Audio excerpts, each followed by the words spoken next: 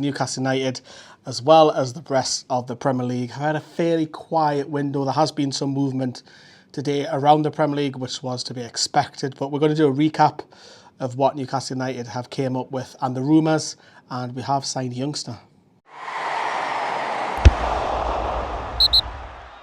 Yeah, hello everyone, hope this is Janaury. So, it's been a fairly quiet Premier League. I've got my notes here on my mobile. I put in as a draft today, but before today, the Premier League have only spent 50 million before today. Whereas this time last year, in the course of the whole January transfer window, it was a whopping £780 million. That's a huge difference. Of course, we all know the profit and sustainability rules and the FFP have massively impact clubs. You've only just got to look at Everton's points reduction. They're going to have more penalties. Nottingham Forest, Man City are under investigation. Chelsea are rumoured to be looked at as well. So you can see why clubs are a little bit scared. Newcastle are one of them because, you know, if you take 10 points away from Newcastle, but it's just above the relegation zone. I think it's more like 4 points off the top of your head. But yeah, clubs are just being safe, and obviously they will wait until the summer. And I think there was a question asked on Twitter, would you rather have a fully fit squad or a new major signing? Fully fit squad every day of the week, because if we've got a fully fit squad, I think Newcastle United will qualify for Europe, but unfortunately we've got that many injuries. It's just a struggle at the minute. However, there is some positive news. We are waiting the expected announcement of Alfie Harrison from Man City. He's only 18. He's had a couple of injury issues. I think he had 2 broken knees or dislocated knees when he was a kid. Plays in midfield. The fee could eventually rise, depending on add-ons, of up to £3.5 million.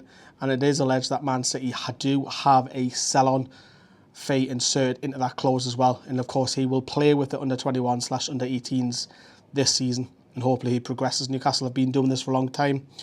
Obviously, we've had Jimenez on the bench the last couple of games as well, the youngster. So, yeah, we won't be surprised that we see a couple of these maybe loaned out next season.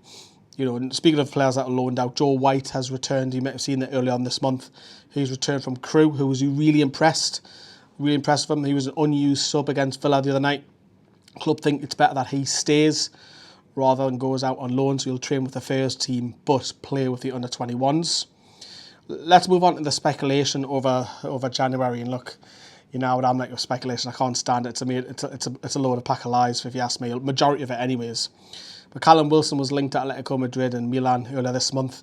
It'd be absolutely suicidal for Newcastle to sell Wilson at this stage because, one, his age is, 31, 32. You're not going to get a massive fee for him. Who are you going to bring in if financial fair play is against you? You cannot. Especially now if you look at hindsight, Isak's got a small injury in the minute and Wilson is due to return, hopefully by this weekend. You can't do it.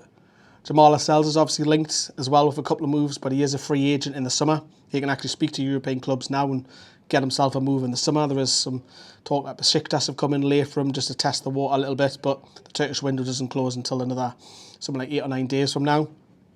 Miguel Miron is the big one.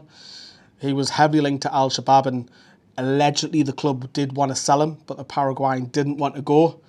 The Saudi window closed a couple of days back on Tuesday, but I kind of got the reaction when he played at Villa Park on the left-hand side. He got that assist for the own goal. Jacob Murphy made a big point to him, got the crowd, and the crowd sung for him, which was nice to see. So it was unusual, I'd probably say, from Jacob Murphy, but the way it happened, I don't know. I think there's some bit of truth into that. I really do. I think there's some truth into that.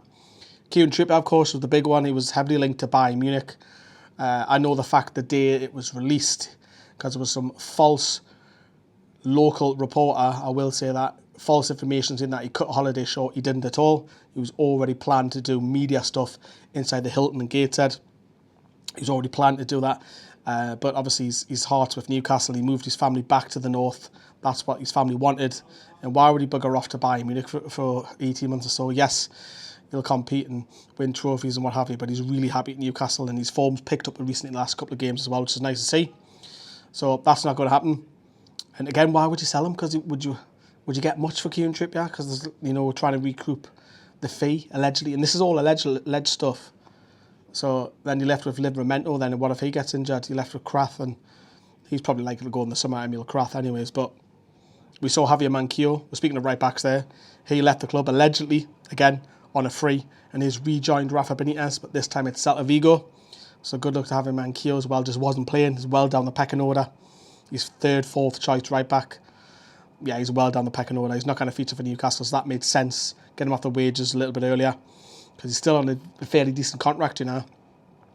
Today there's been a couple of soft approaches from the Championship. Again, allegedly, I must say that, but Ipswich are one of them that have just tested the water that they could take, you know, Paul Dummett away. But again, leaves Newcastle short. He's barely featured, Paul Dummett. Will he feature this season?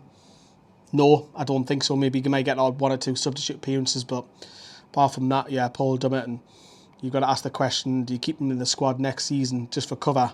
Is he happy with that? Or do you let him go on a free? Because he's another free agent as well.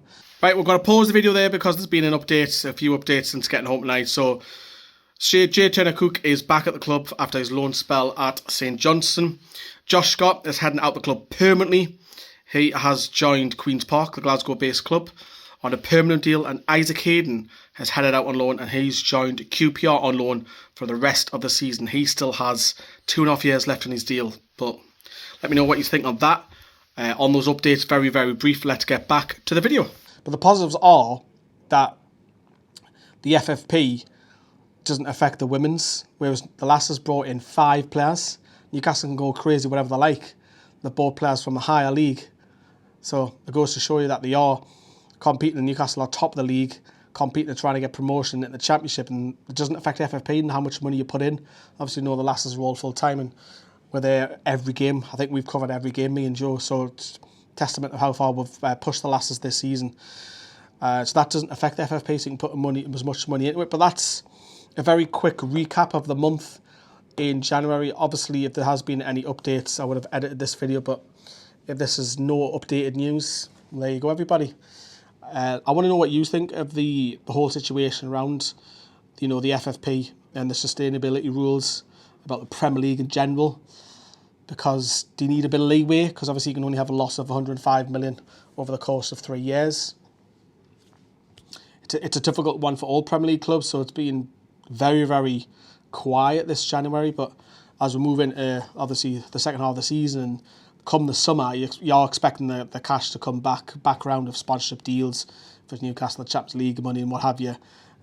So we are expecting Newcastle to spend in the summer, of course, and there's a lot of people that won't be at the club. There's a few people I've just mentioned there who are free agents: Krath, Lascelles, Dummett, Karius, Gillespie. So there's a few that you can get off the book straight away if Newcastle want to release them. But look, let me know what you think. And of course, we'll build up now to this weekend's double header.